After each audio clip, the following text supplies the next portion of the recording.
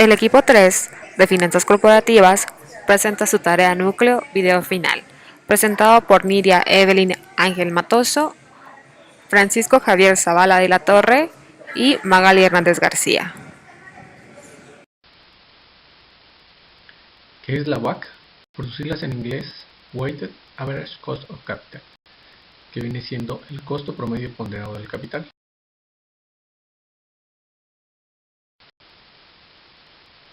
La WACC es el promedio ponderado de fondeo de la empresa, es decir, es la suma de los costos ponderados. Ahora, explicando un poco más a detalle lo que es este promedio, quiere decir que es aquel que los inversionistas de la empresa exigirán sobre los activos de la empresa, donde influyen varios factores del mercado de acuerdo a los riesgos que puedan surgir sobre los activos. La fórmula para determinar la WACC es la que a continuación se muestra.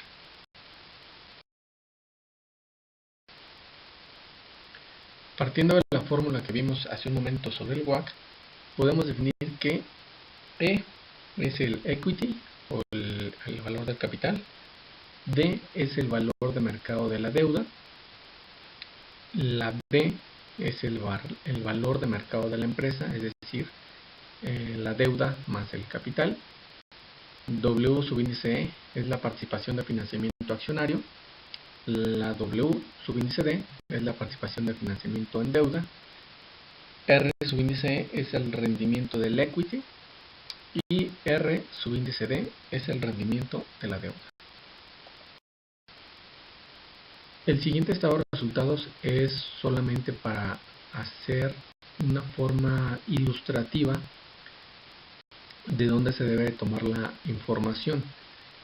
Partiendo en específico de la utilidad bruta, se le tiene que restar el costo financiero o el resultado de financiamiento. En este caso, el ejemplo muestra que aquí hay dos partidas: intereses y comisiones a cargo y utilidad y o paridad cambiaria. Bueno, aquí se muestra el resultado neto. Esto son los conceptos que se le tienen que restar, y sobre esto es a lo que se le aplicará la tasa impositiva. Tenemos que considerar el efecto que hay en los impuestos sobre el costo de capital. También es un factor importante que se debe tomar en cuenta. Ahora bien, también debemos considerar la fórmula para obtener el costo después de impuestos de la deuda, que no es otra cosa que el rendimiento de la deuda por 1 menos la tasa impositiva.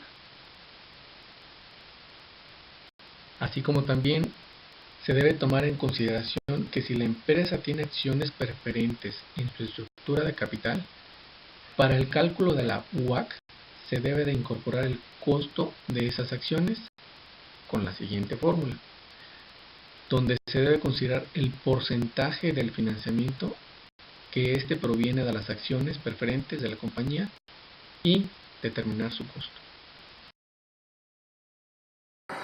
Ahora entraremos al tema del CAP.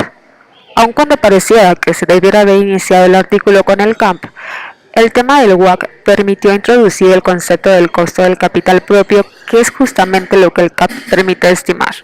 Por sus siglas en inglés, es Capital Asset Pricing Model, lo cual quiere decir modelo de evaluación de activos de capital. Su principal función es calcular el costo del capital propio. Este es el modelo más utilizado en la industria financiera. Este modelo tiene dos supuestos fundamentales. 1. Analizar la información disponible de los mercados capitales para evaluar el precio observado de un activo o acción. Ayuda a representar la mejor estimación de su valor real. 2. Permite a los agentes maximizar sus beneficios, por lo cual solo asumirán mayores riesgos si existe un mayor retorno. La CAP busca estimar los precios de los activos sujetos a riesgo, estableciendo una relación entre la tasa de rendimiento esperada del activo y la tasa de riesgo del mismo activo.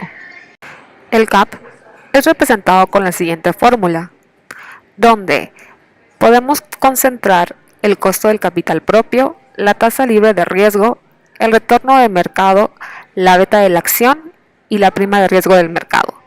Lo que el CAP establece es que el retorno del capital propio es igual a la suma de la tasa libre de riesgo y la prima de riesgo de mercado multiplicada por la beta. La prima de riesgo del mercado corresponde al exceso de retorno del portafolio del mercado, es decir, todos los activos del mismo, respecto de la tasa libre de riesgo, puesto que el portafolio del mercado es más riesgoso que el activo libre del riesgo. En otras palabras, la prima del riesgo del mercado es el retorno adicional que exigen los inversionistas para mantener el portafolio del mercado en un lugar activo libre de riesgo. Pero, ¿y qué es la beta?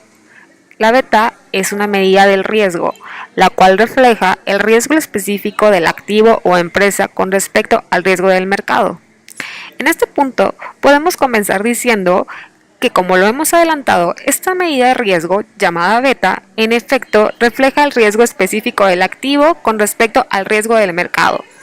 En otras palabras, la beta de un activo es una medida del riesgo relativo de aquel con respecto al mercado y por ello captura en qué medida los retornos del activo se ven afectados por los retornos del conjunto del mercado.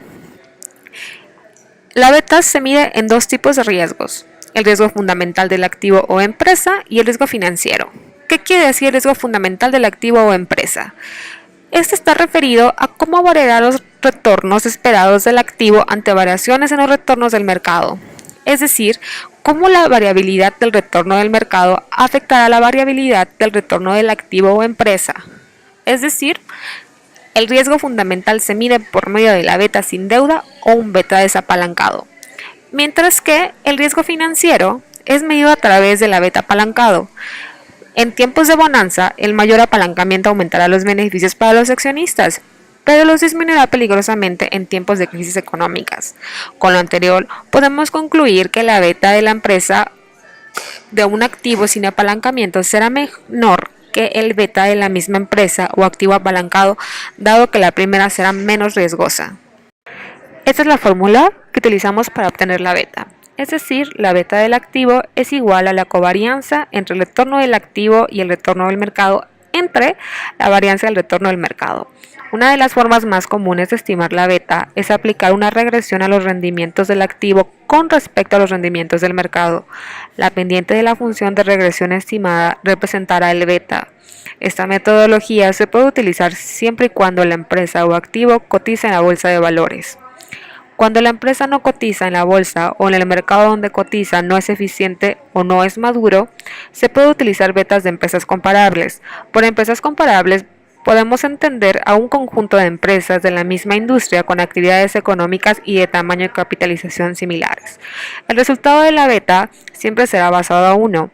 Cuando la beta sea mayor a 1, es un activo agresivo que subirá y bajará más que el mercado. Cuando la beta es menor a 1, este activo es defensivo. Este subirá y bajará menos que el mercado.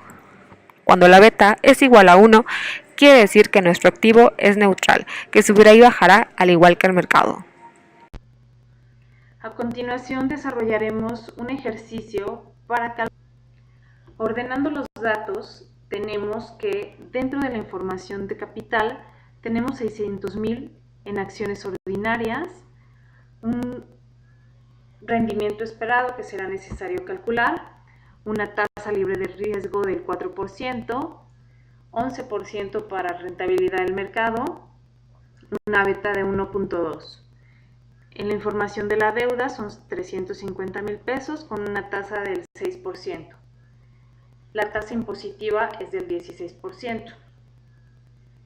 Como bien sabemos, de acuerdo a la información ya mencionada, para obtener el dato de rendimiento esperado, ocupamos el modelo KPM, el cual nos indica que el rendimiento esperado es igual a la tasa libre de riesgo, en este caso 4%, más la beta 1.2, por la diferencia de rentabilidad del mercado menos la tasa libre de riesgo.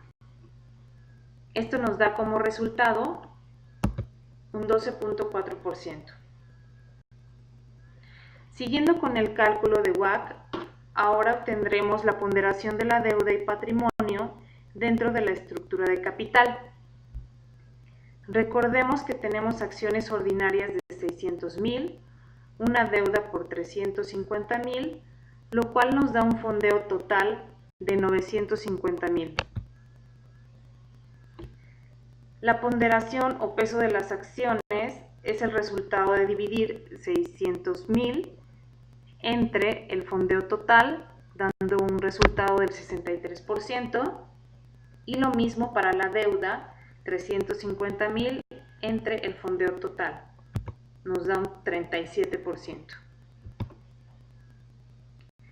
Finalmente, usando la fórmula para obtener el costo promedio ponderado de capital, tenemos que esto es igual a multiplicar el peso de las acciones por el rendimiento esperado más el peso de la deuda por el costo de la deuda multiplicado por 1 menos la tasa impositiva.